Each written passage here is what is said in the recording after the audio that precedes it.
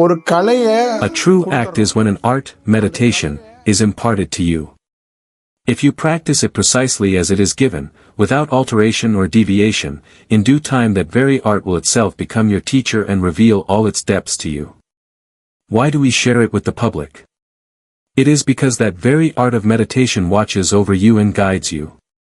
We offer it only for that reason, for we have experienced its truth ourselves. As I have attained that experience, I am giving it into your hands. You must wait for it to attain a certain experience, as it takes many days, without worrying about it. But you are not doing it. So, even when the mind is restless, when distractions arise, or when meditation doesn't go well, we must hold on to that and should not let it go. A yogi is formed according to the periodic cycle and the suitability of that cycle, that is how our structure is. A yogi is not formed merely through meditation, but depending on the time and period, a person arises for this transformation. He will speak on certain related subjects and give certain spiritual pointers.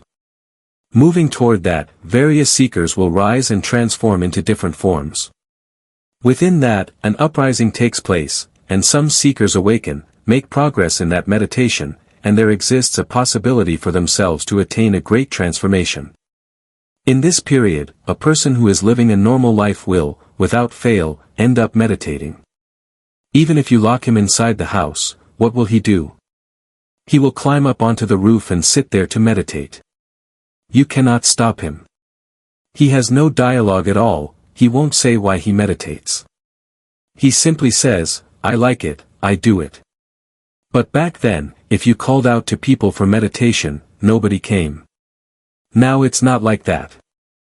As years go by, a good understanding of this meditation will arise. The reason is that this time itself and this environment are of that kind. So, our experience itself is in accordance with the time and environment. If you observe and analyze my speech in each of its sections, it is just like the rotation of this earth. In this periodic cycle, whatever needs to be presented at this point, that is what I deliver. I'm saying once again, this session meant for you is not done by me. In this cycle, I'm made to give whatever experience or offering I must give, and that is what I present. Now, I have around 60 to 100 of you sitting here, and I am awakening you all. Beyond that, I am transmitting this to crores and crores of souls who are listening to this video. Here, around 150 of you are sitting as witnesses. Many lakhs and crores of people are watching this through videos on their phones or TVs. Still, in different forms, this creates opportunities for them to undergo a transformation. This is the way the universe works. Now, when you practice meditation at home, those who see you outside think that you like Rama very much, that you like Shiva very much, that you like Krishna very much, that you like Jesus very much. That is not true.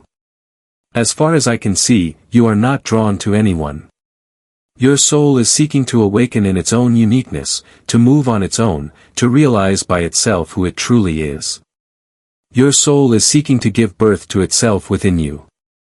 Your soul wants to come out from within you and tries to show, do you see who I am? This is that very opportunity. Do you understand? When you take your wife to the hospital for delivery, a doctor performs an operation and brings out a child. In the same way, what you are going to do in this meditation is a delivery. It is your own soul that you will deliver. What is it doing? It realizes itself, do you see who I am? Do you see what I am doing? It is all because this period of time is meant to reveal exactly that. So, when you change, the people around you cannot feel it, cannot see it, and they will not understand or cooperate with you in it. Then what you do is immerse yourself in something like a guru's or siddhar's song, but you won't be able to grasp the proper route of it. You travel for your own upliftment, and along the way, you keep talking about many stories, scattering them here and there as you go. Beyond all this, your soul is working purposefully for its own evolution.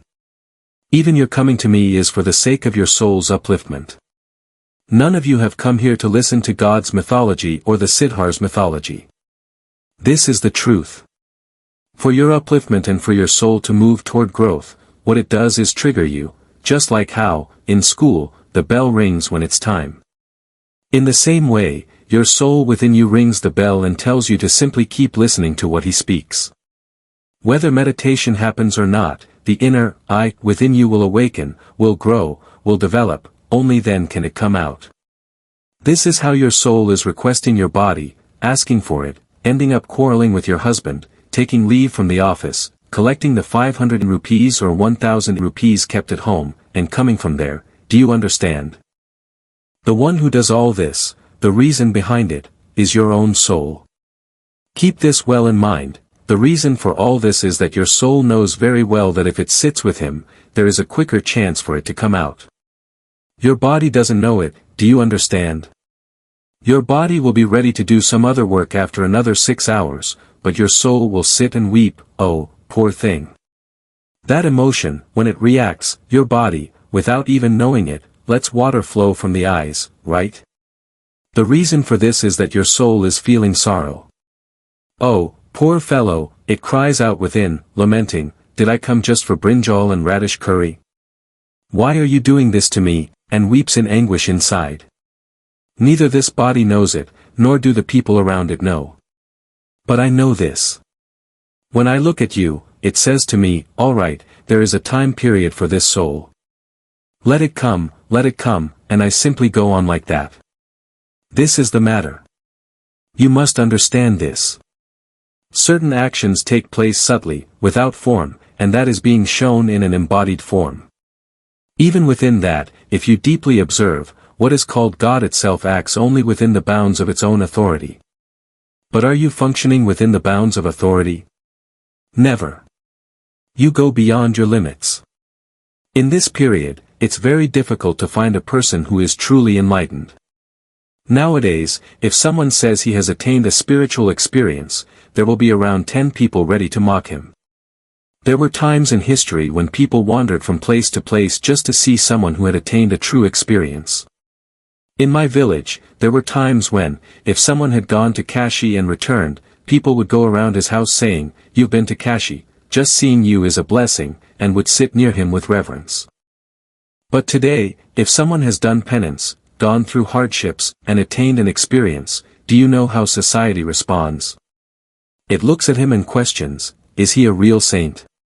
Was he truly enlightened? Has he really done anything? And who does that? It's none other than our own people. When Vivekananda went to America, those who were regarded as the great leaders of Hinduism themselves said, "In our land, he is nothing," and there were people who spoke like that. So, one human being is not supporting another human being.